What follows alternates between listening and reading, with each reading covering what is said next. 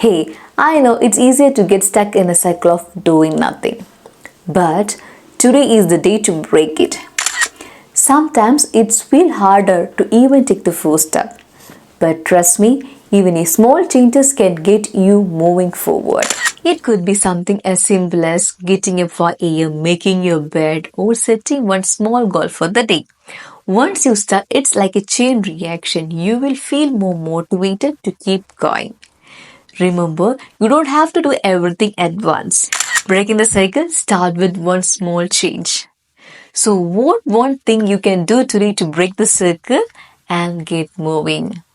Let me know in the comments. Together we will move forward. Bye for now.